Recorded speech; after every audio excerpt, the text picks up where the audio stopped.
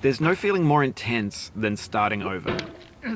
If you deleted your homework the day before it was due, as I have, or if you left your wallet at home and you have to go back after spending an hour in the commute. If you won some money at the casino and then put all your winnings on red but it came up black. If you got your best shirt dry cleaned before a wedding and then immediately dropped food on it. If you won an argument with a friend and then later discovered that they just returned to their original view. Starting over is harder than starting up. If you're not ready for that, like if you've already had a bad day, then what you're about to go through might be too much. Feel free to go away and come back. I'll be here. Alright, thanks for coming with me on this trip. I'll understand if you have to take a break at any point. Just find a safe place to stop and quit the game. And don't worry, I'll save your progress, always. Even your mistakes. This game is a homage to a free game that came out in 2002 titled Sexy Hiking. The author of that game was Jazzuo, a mysterious Czech designer who was known at the time as the father of B games. And B games are rough assemblages of found objects. Designers slap them together very quickly and freely, and they're often too rough and unfriendly to gain much of a following. They're built more for the joy of building them than as polished products.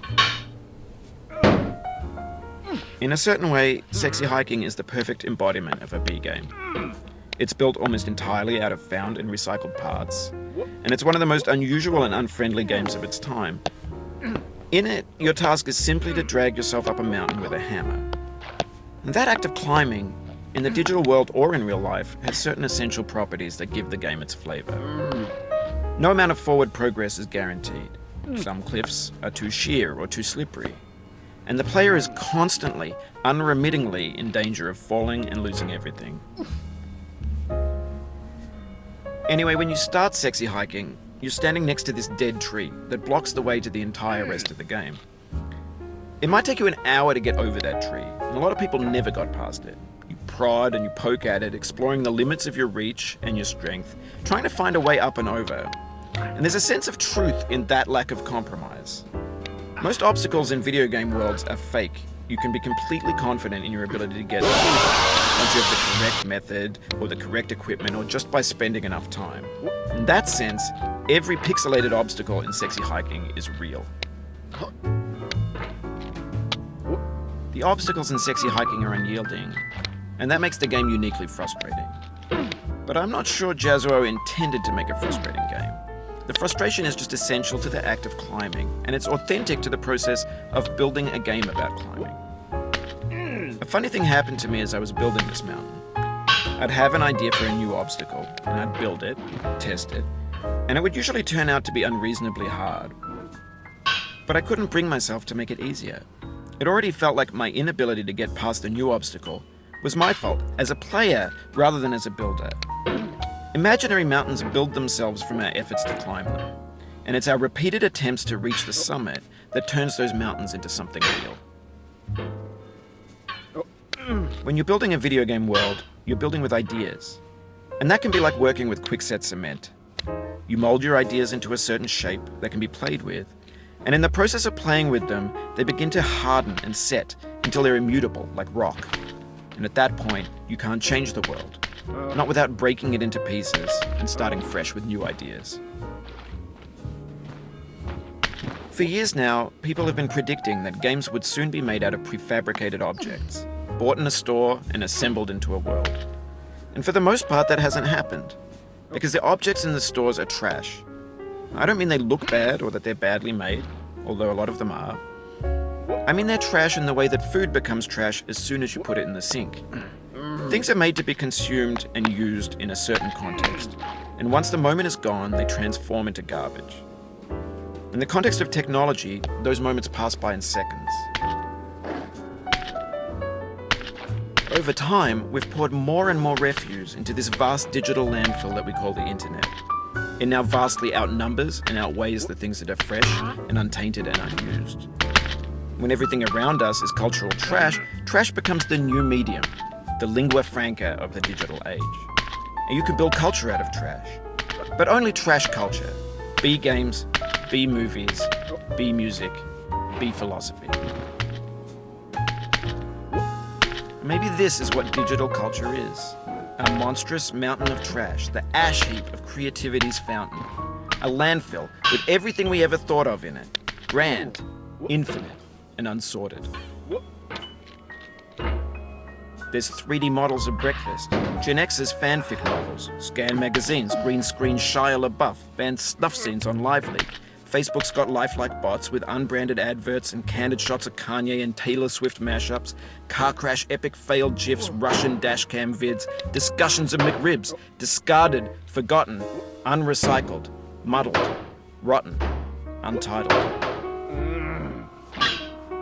Everything's fresh for about 6 seconds, until some newer thing beckons, and we hit refresh.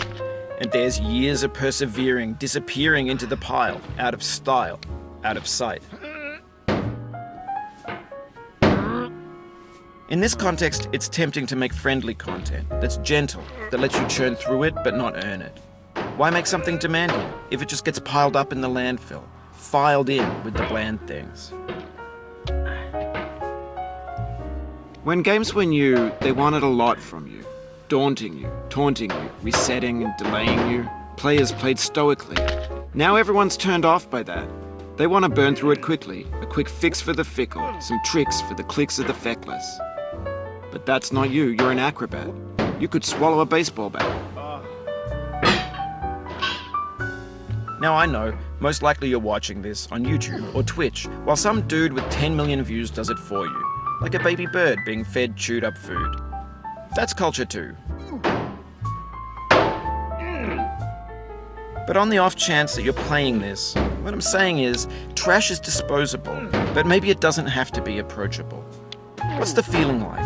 Are you stressed? I guess you don't hate it if you got this far. Feeling frustrated? It's underrated. An orange is sweet, juicy fruit locked inside a bitter peel. That's not how I feel about a challenge. I only want the bitterness. It's coffee. It's grapefruit. It's licorice. It feels like we're closer now. Composer and climber, designer and user. You could have refused, but you didn't.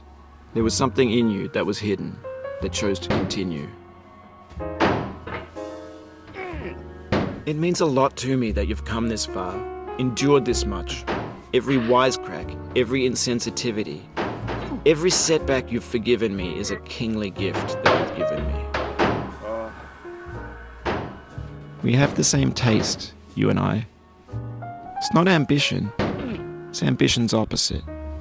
An obdurate mission to taste defeat. You'll feel bad if you win, so I put this snake in for you.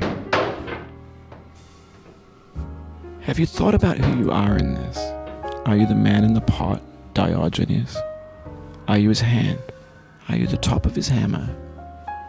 I think not. Where your hand moves, the hammer may not follow, nor the man, nor the man's hand. In this you're his will, his intent, the embodied resolve in his uphill ascent.